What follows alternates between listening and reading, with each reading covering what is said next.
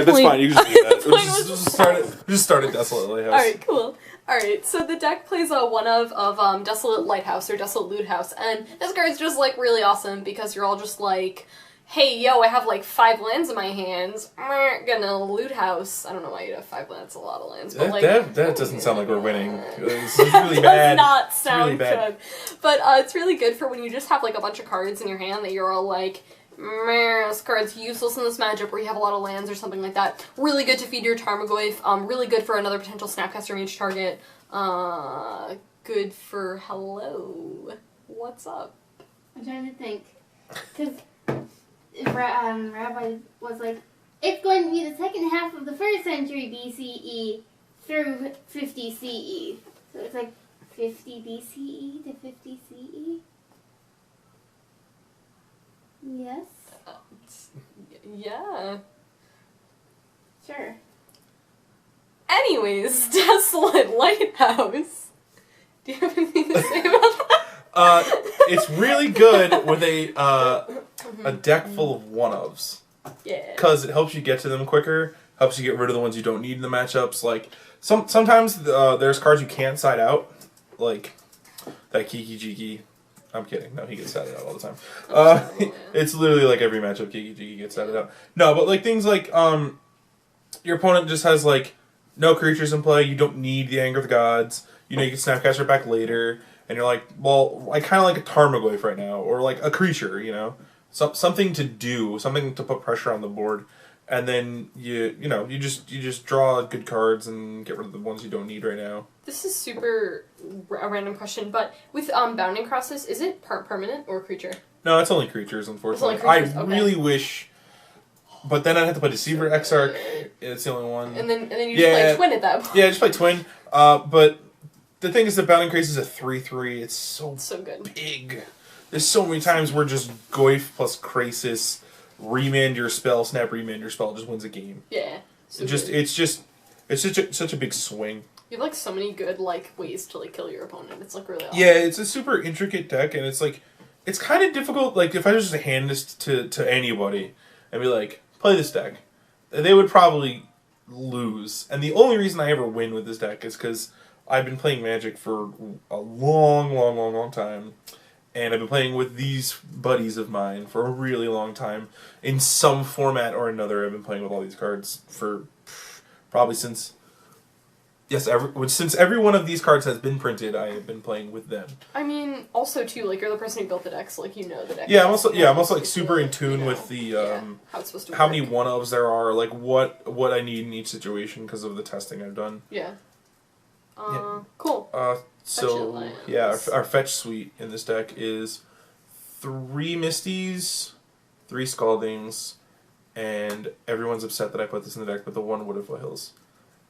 There's a lot of times where, especially Burn is really where you really want that Wooded Foothills, where sometimes you already have like another source in your hand that can tap for green, but you need a red source untapped on turn 1 to kill a Goblin Guide. Or, like, if you're on the draw, you need to kill an Eidolon, but you don't want to take all that damage. Right. So sometimes that Wooded Foothills just gets you that mountain and kills them. Or sometimes, you know, off the top deck, you're just like, oh, well, I need a forest for this Tarmogoyf in my hand against Burn, or against a Blood Moon opponent. And you're just like, well, I need the forest. Yeah. Basically, you want all the basics at one point or another, and it's very specific as to when you want them. And the Wooded Foothills just smooths it out. Because if you're running 4 Scalding Tarns or 4 Misty Rainforests, late in the game, after your Shocklands are already done, you're just relying on your basics, and Misty can't get Mountain, and Scalding can't get Forest. So you just kind of split the difference and do a 1-up Wooded. Best of both worlds. Yeah. Basically, yeah. And then the deck runs 1 Ghost Quarter. This is a card that's been popping up like a lot recently. It's really good against Tron, really good against the Neo-Eldrazi deck. Good in so many matchups, especially like a lot of decks are running like manlands, so just to be like, I don't like your manland, or someone's like, I'm gonna kill your land, you're like, cool bro, I'm gonna Ghost Quarter in response, and then you get a basic out of it, it's just super good. Yeah, also there's been really random situations where this deck has gotten like screwed on one of its colors, and because I run so many basics in this deck, it's such bad value. Yeah. but I have cast Anger the Gods with like island or forest steam vents in play, and like another island and a ghost quarter, and my opponent just never saw the Anger of the Gods coming because they never had another red source. Yeah. Or I've been stuck on like double steam vents mountain and no green source for my Tarmogoyfs, and sometimes it's like the worst fetch land, but yeah. It's almost like a panorama, like from the Alara block. You have to sack a land to go get another land. It's super loose, but sometimes you gotta do it, and especially this deck is so wonky and weird that sometimes it's just exactly what you need. Yeah, I agree. I mean, like, I've had to do it before, like, when I have black-white tokens built, sometimes I'm like, I really need a black source, because I really need to cast Thoughtseize or something, and you just don't have any access to, like, black. So you're all just like, Ghost Cutter my own land so that I can get a thing. And it doesn't come in tapped, which is, like, really awesome. Yeah, that's really good. You can also float mana before you Ghost Cutter your own land, which I've done before. I've tapped a mountain, and then Ghost Cutter my own mountain to get another mountain to cast Anger of the Gods. Yeah, so good. Which is just, your opponent never sees that coming. Yeah, dude, that's sweet. Yeah. A Snapcaster, kill one of the lands I just used to go get another untapped blue source to cast another counter spell. Dude, this is so unrelated to anything, but do you know what card I kind of want to run in Modern? Sun Titan. That card's so awesome. Sun Titan's really good. It's really Sun Titan's really good. See, if I played Sun Titan in this deck, I would get back Snapcaster Mages and Tarmogoyfs and Bounding Krasis. Dude! And Eternal Witness. That's so good! I know, that's a whole different deck. Right? That's living the That's dream. a whole different deck. I'm gonna do it. You go for it. Okay, cool. I'm gonna tell you, when I played that awful Bant list, I did think about Sun Titan. No, it's no good. It just dies to things. To everything. To literally everything.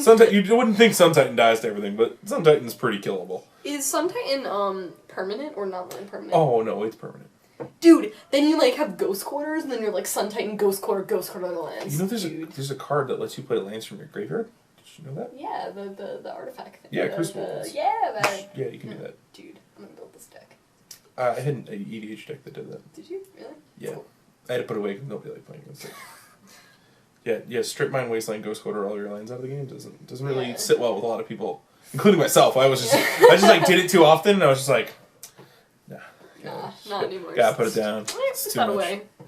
Alright, let's... So now we're going to talk about Sideboard. Now, Sideboard's really weird to talk about, I always feel, because it totally depends on your meta. It depends on if you're building a deck and you're planning on going to, like, big tournaments, or it's for your local game store. So Sideboard's always really weird. With this, were you, like, big tournaments or local game store, or, like, both? Like, what was your kind of... for the sideboard I ran for this one was for the Star City Games Regionals in Providence. That's what this specific sideboard is for, but I am known for bringing a binder or a box full of viable sideboard options for whatever deck I'm going to play, and changing it up until I submit my deck list, which happens every weekend of every tournament. I'm literally sitting, even for like F&M, I'm sitting there for like a half an hour trying to figure out my sideboard, because I tend to play decks that are like 50-50 against most of the meta, and then where you make your strides is in your sideboard.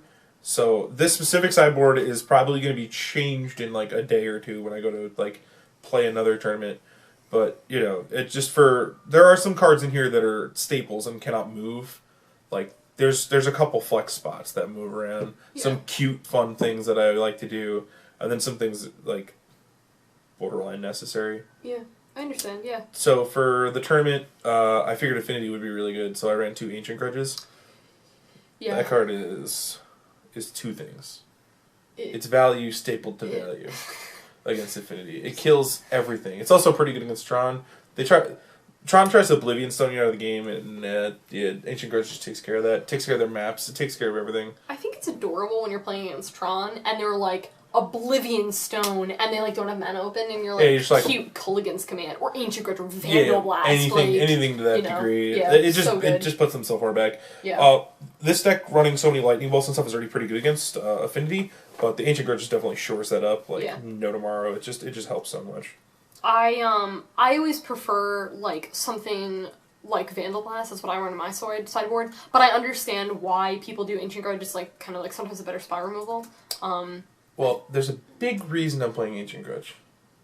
No, hold on. Tarmogoyf. No, it has a flashback cost of 1 green. Yeah. Hold So on. that's why I'm playing it. Yeah, I know. Oh yeah. You see, when you play Grixis, you don't have green, so you can't do that. Yeah, no. See, that's why you get Vandal Blast. I understand, but I was gonna. I don't remember what I was gonna say. Never mind. That thought goes away. What is this card? Oh, that card is the beautifulest. Oh, dude, this is This sweet. card. This is sweet. This card is amazing, Wipe and away. no one ever sees it coming, I love and it. they can't do anything about Yeah. it. Split Second is like so good. Every time I see someone cast like Frozen Grip, I'm like, dude, that card's awesome. Yep. Yeah. Wipe Away is just super good. It returns any permanent. Any land, permanent. anything, which is Yeah. really relevant because man lands are kind of hard for some decks to deal with. Yeah, And absolutely. just wiping away this thing, or your opponent puts a big creature into play you just cannot deal with, or they have like some crazy ability and you just go boop, nope. So good against like any delve sort of thing, like Gurmag Angler, Tassiger. You're just like, oh, cute. You tapped all your graveyard to do that. Yeah, well, cool. I'm gonna put it back to your hand. It's also really good in any kind of mid range matchup that brings in Spellskite because Yeah, they cannot redirect it. Yeah. It just, the wipe away hits exactly what you want it to hit. Yeah. It's also really good against Tron. You can wipe away their lands. You So could wipe good. away their land and then like you just go about your day. Yeah. A lot of times just Tarmogoyf to wipe away one of your lands is just game over. Yeah. Just Tarmogoyf gets too big too quick and you just fall over dead. So good. Speaking of Spellskite. Yeah, I'm playing Spellskite. Yeah. It's just really Yeah, good. it's just Yeah. it's just one of those slots that I was just playing. It's one of those flex spots that I could play whatever I really wanted. But Spellskite just felt good because if I got into any sort of mid-rangey thing, it's good against Boggles, which I was like minorly afraid of. Like somebody I played against it at the store the other day, and it's that little kid. Oh yeah, okay, I know what you're Jackson, talking about. Jackson? Yeah, okay. That he played Boggles. I beat him somehow because I'm a wizard. You're a wizard, I'm Harry. a wizard.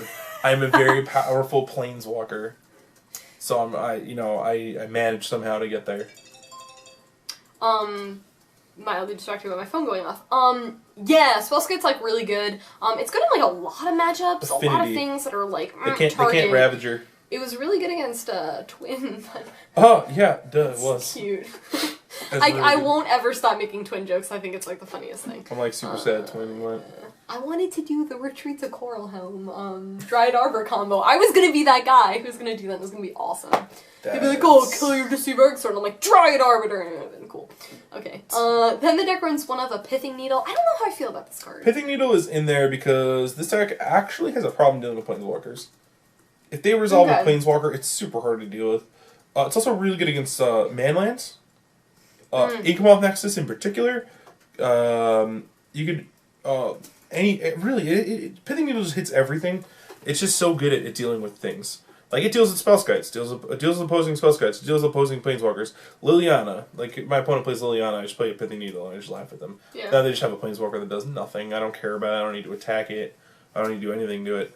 Pithing Needle and Inkmoth Nexus is just amazing value. Yeah. Pithing Needle a Ghost Quarter against your opponent who's on the Ghost Quarter strategy. Yeah. Which there are people who do that.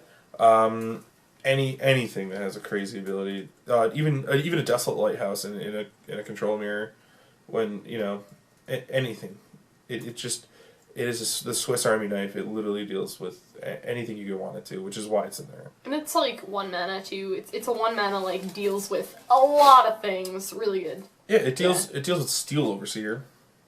It deals with Ravager. It deals with the majority of the Affinity deck. Yeah. Cranial Plating is a big one. Yeah. Yeah. Yeah. Cool. And then another Anger of the Gods in the sideboard, which like we talked about this before. It's just really good. One of my most recent modern cards, I think at this moment, is Crumble to Dust. Like this card's insane. Crumble is really good. I remember seeing it, and I remember being like, dude, I kind of want to run that card in Modern. And then some people, like, I didn't really hear many people talking about it, and then I was like, I'm going to run that card in Modern, because the card's just so good. A lot of people, when they talk about, like, land disruption, they'll talk about, like, Blood Moon or Fulminator Mage. I've honestly found that Fulminator Mage is a lot of times just too slow. You're playing against Tron, like, you need to get rid of their lands. You're like, Fulminator Mage, and they're like, that's cute, I'm just gonna find another Tron piece, and I'm just like... Yeah, Crumble just deals with it, so you don't have to worry about it. Yeah. It removes a land from play, which is really cool. So it puts them behind on mana, even preemptively before they get Tron, which is ideally what you want to do. But just the ability to deal with things. Also, I was testing against a Jeskai control build, and I just crumbled their Celestial Colonnades, and that was like half their win condition. I remember the first time I did that, I was playing against Greg, and I was all like, crumble your Celestial Colonnade, and I was like, that was actually one of the worst moves I ever did, but that actually wasn't really that No, bad. it was probably really good. It's probably really good, because then Yeah. they just have to kill you with Snapcaster Mages, or something less cool, and something less cool and less good, and it just dies. Yeah, basically. Speaking of really good cards and control mirrors, Keranos. No, can we talk about that last, because I want to say the best for last. Oh, but I already said it. See that thing you did with the tribal thing? Well, I got you back, so we're good now. Alright, we even? Fine, We even? fine. Keranos is really good. He's good against control. He's good against mid-range. He's not good against aggro. Don't ever put him in. He's not good. I almost put him in the main deck. I know you do. I know I'm savage. Yeah, he's really good. Yeah.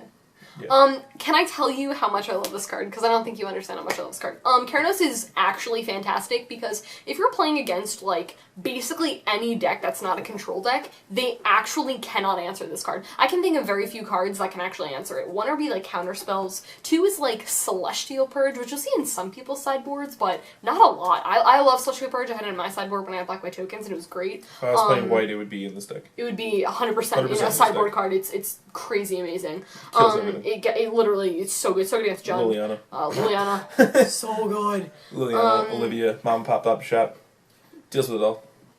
Really good. So, yeah, Keranos is basically just like, so basically your opponent can't get rid of it. So unless they're like gaining like a ton of life or whatever, you're just like, I'm gonna lightning bolt you basically every turn, or I'm gonna get card advantage. So good. I can't actually deal with it if it ever resolves. Yeah. In this deck. Yeah. I have no way to answer it. Yeah. I just have to race it, which I've done before. Yeah. My opponent played one, and I was just like, well, Tarmogoyf's bigger, so good game. You could path it, but the chance of Keranos being... Actually, the I chance can't of path it. I'm not Keranos... playing with white. No, I'm saying your opponent pathing it. In my builds, you can't path it because it's like never a creature, but I'm sure you have like... You probably have a lot more. No. I have zero ways to deal with it. No, I was saying to make it a creature. To make it a creature? Hey, Kiki-Jiki is triple red. Yeah, actually Kiki-Jiki, yeah. Sorry, Vendilion Clique is double blue. Yeah, Venser is double blue. And then we're out of that's it. Yeah. We get like one devotion off of Krasis or Yeah. Snapcaster Mage. No, this card is never a creature in my deck. Yeah, basically. It is impossible to turn it on. It's so good. I can't say enough good things. Woo! Keranos, great. Cool. Then the deck runs 2 negates. Yeah, that card is that's really good. It just says no. Your opponent tries to do a cool thing, you say no. That's it. There's nothing. It's good in a lot of matchups. It really is, yeah. Good against Tron. Really good against Tron. There have been days where I felt good and putting it against Burn. Wasn't the greatest, but it did help occasionally. Yeah. It's really good in any sort of controlling or mid-range matchup. They go to try and cast a Planeswalker and you say no. Yeah. They try to cast a removal spell on your Tarmogoyf and you say no. It's just really good. Yeah. Negate's super good. And then, is this the dude where you can Yeah, this dude, Obstinate Baloth. Yeah, Obstinate Baloth is really good. This card's really awesome. He's a 4-mana 4/4 that gains 4 life. So he's a bunch of 4s. So good. Or then your all for opponent's like Liliana, and you're like, oh, cool. Want to hear a cool story about discard? Which one? Liliana. They Which put card? Liliana. Discard. Discard. No, It's the dumbest inside joke. Man, I haven't done that in so long, except at the regionals I did it. My opponent put a Liliana in play, and he's like, discard a card, and I was like, gladly. Cute. I will gladly discard this card. That's one of the reasons why I'm so hesitant about running Liliana, because you're like, Liliana, and then they're like, cute, locks it on Smiter, and I'm just like... Yeah. Lockdown Smiter, Obstinate Baloth, and Whitley's Liege are all the same, and they're just super sweet. Dude. I play the Baloth. Baloth is just so good. It's against... You play it against Burn because it's a 4-mana 4/4. It just blocks everything. And they can't lightning bolt it. You can't lightning bolt it and you gain 4 life, which is just good enough. You bring it against the black decks because it doesn't die to Abrupt Decay, which is super important. You don't care if it gets paths because every creature in decks just gets paths, so it's just another big beater.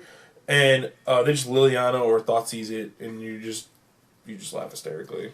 Dude, my favorite story ever about, like, discard things is, like, there's... I don't even remember who this was, but they're playing, and they mull to, like, 5 or something, and they have, like, a terrible hand. They've got, like, 3 lands, like, 2 Wooded Foothills, and so they're, like, it's, like, turn 1, land go, turn 1, land go, turn 2, land go, whatever, turn 3, and the opponent's, like, Liliana, discard, and they're, like, Wooded Foothills, and the next turn they're, like, he's, like, discard, he's, like, Wooded Foothills, and he's, like, go, and just kill them with the Wooded Foothills, like, the greatest thing ever. Really cool. That's pretty sweet. Yeah, it was pretty awesome. Okay, I would love to live that dream. That's a cool story, yeah.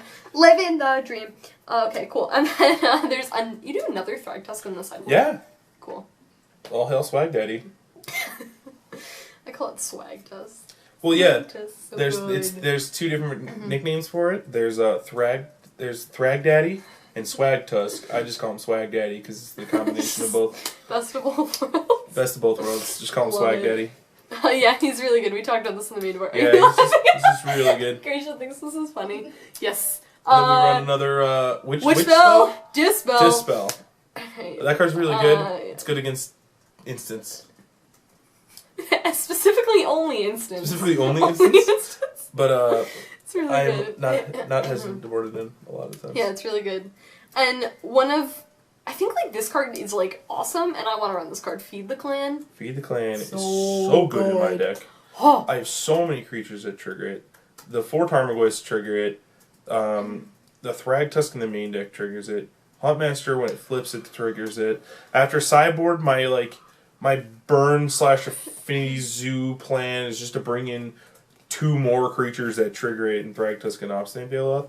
It just... And also, sometimes just gaining 5 against some of those decks is just good enough. Yeah. It just gives you an extra turn, and then you draw something, hopefully. Or sometimes you die.